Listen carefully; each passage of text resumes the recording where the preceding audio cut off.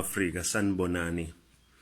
Ngiza kunina ngesikhathi esibaluleke kakhulu lapho ziningi izinto ezikhulunywayo ngamadoda esikakhulukazi lawa afisa ukuthi athathe isithembu. Angiqale ngokuthi kamumva nje sekuthiwa amadoda athatha isithembu ngoba efuna ukuzanelisa ngokocansi. Noma mhlambe efuna ukuthi isithembu kube iwona amadoda azibona ehlomula kunawo wonke omunye umuntu. Uyazi amadoda ayakwazi ukuthi alale nomuntu wesifazane amshiye kanjalo. Ayakwazi futhi ukuthi alale nomuntu wesifazane amkhulelise amlahle yena nengane yakhe. Amanye amadoda anemali ayakwazi futhi ukuthi ahambe ayothenga ucansi zonke izinsuku ngaphandle kokuba nenkinga nje. Akwenze lokho abuyele emakhaya awo ayohlala nemndeni yawo ahlonipheke kube sengathi akwenzeka ngalutho. Angeke ke uthi indoda efuna ukuthatha iresponsibility yokuba nomndeni umndeni ongemncane nongelulu kumanager uthi kwenziswa ukuthi nje inxanele ucansi. We can't be reducing a responsibility yokuba ne-family of this level or magnitude ngokuthi nje ngoba uthanda ucansi. Phela uma uthanda ucansi ngelilanga kuzwenza ungalithanda ucansi. So what is going to happen ngalo nkosikazi osukumthathile? In fact asiqale ngokuthi indoda engamfuni unkosikazi wayo uqala imshiyile as we speak. Usele enezingane akukhathalekile futhi ukuthi bebeneminyaka engakanani beshadile imshiyile. Ayigcinanga ngokumshiya ayimnaki ayimondli.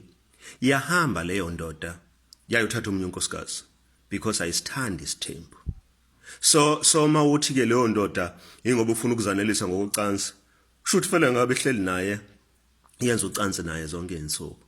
It's unfortunate ukuthi sicabanga ukuthi isithembu can be reduced to only one aspect, which is sex. Asikho ngesex system. It's about assuming a huge responsibility yokuthi njengendoda ufuna ukwakha umndeni and umndeni omkhulu. Abantu abasibuza ukuthi ziyini izathu ezenza sithatha isithembu bayasicabangela. Amadoda acabanga ukwenza ucansi nathanda ucansi angafuni ukusuma responsibility. They go and buy sex. And akekho umuntu wavimba yokulokho. And abuya bemsulwa kube sengathi azange lithenga ucansi.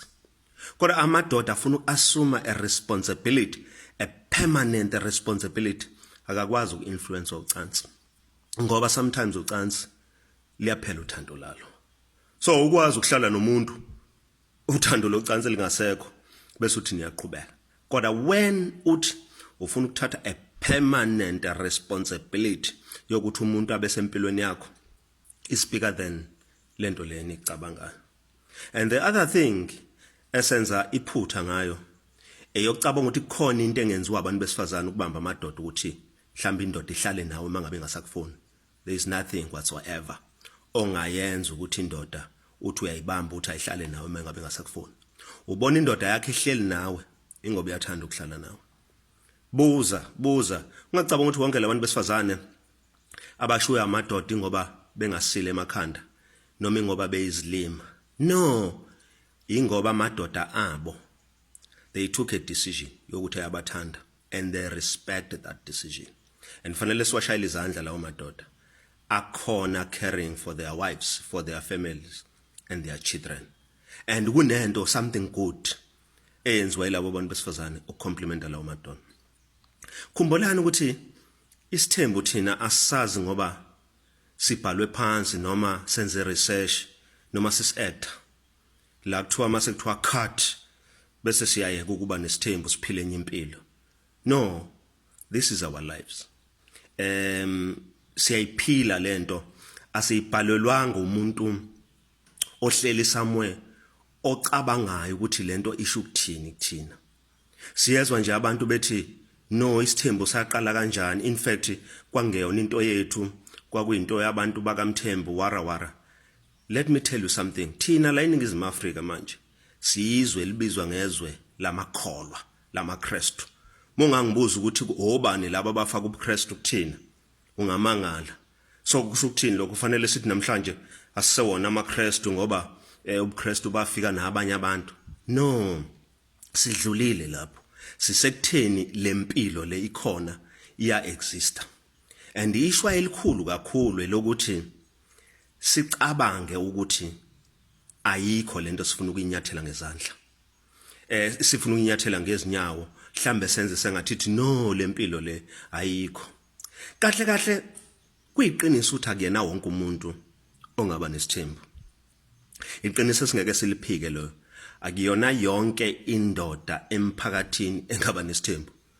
Kodwa khona elinye iqiniso futhi sesisho kanjalo eliyinkinga mhlambe kufanele sibhekane nalo ngqo njengabantu besilisa nabesifazane.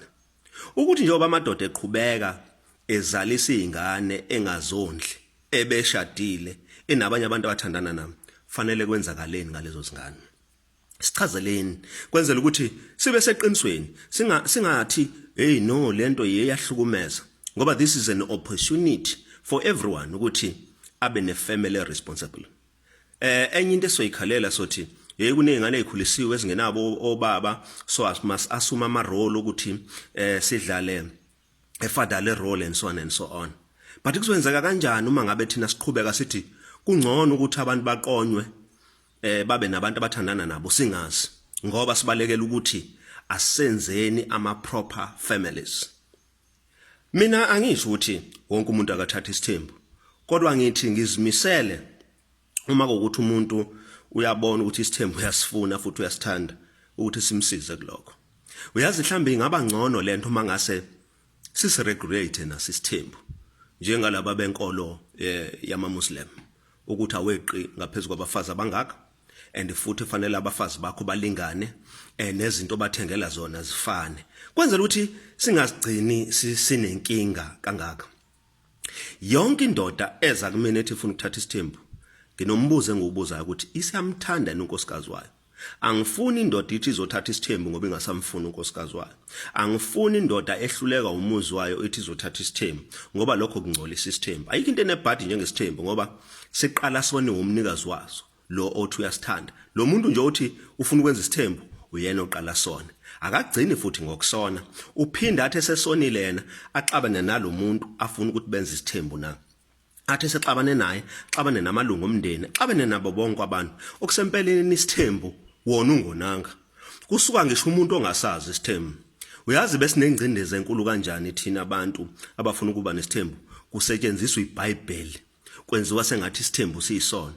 Namhlanje sesiyazi esikakhulukazi kulaba abahlaziya abahlola iBhayibheli scholars. They've told us ukuthi ayikho into eshiwo uNkulunkulu wathi isithembu siyisono. Kunalokho uNkulunkulu has regulated isithembu ukuthi fanele senziwe kanjani. So the God that we serve ngeke regulate sin. He will never regulate a sin. So ubona kune regulation eshaya umthetho ukuthi fanele senziwe umuntu onjani ingoba sona isono. Angisho ukuthi ngalokho fanele kusuke nombani athi uzokwenza isithembu. Kodwa ngithi bantu baseningizimu Afrika asibe seqinisweni. Uma ngaba amadoda singakwazi ukwavimba ukuthi aqonywe azoqhubeka azalisa izingane and unfortunately lezo zingane zizokhula sihlupheka. Ngithi ke madoda enifuna ukuthatha isithembu ngenzeleni umusa njengegama lami. Ngicela nivikele amakhosikazi enu okuqala. Ngicela lento nixoxe nawo. Ngicela nikwazi ukwenza amakhosikazi aqonde ukuthi kungani nifanele nithathe isithembu. Masenze kanjalo siyokwazi ukuthi lento yethu siyimele. Sime yonke indawo ingasihluli.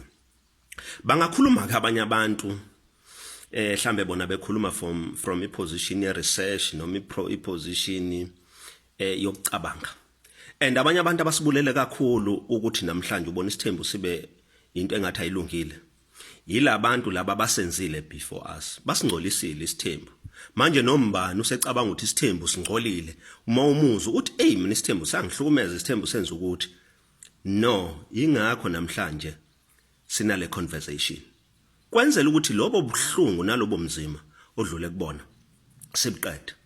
If ufuna ucontribute positive, isho ukuthi nayi mina into engicabanga ukuthi yenziwe ubaba errong, nayi into engicabanga ukuthi yenziwe uma umdala errong, nayi into engicabanga ukuthi yenziwe uma mncane errong. Nani bo mamncane ngiyanikhuza ngoba ninkinga bo. nithi nize nizokwakha kodwa kujike sekuba yinina enifuna ukulawula umuzi, enifuna ukulawula indoda, enifuna ukuyiphatha indoda. Okusempeleni abanye omama bakhala igazi nezinyembezi ngoba amadoda abo athathiwe omamncane. Abasenawo amadoda bafana nabantu abangakaze babe nawo amadoda, and lonto izisa ubuhlungu yenza into enhle njengalo esiyenzayo esithembu kube sengathithi manje into kufanele ithukwe. Manje bese wonke umuntu uyazi bonke labantu abathuka isithembu beshaya izandla bethini is either sibazwisa ubuhlungu noma basifuni nje bona.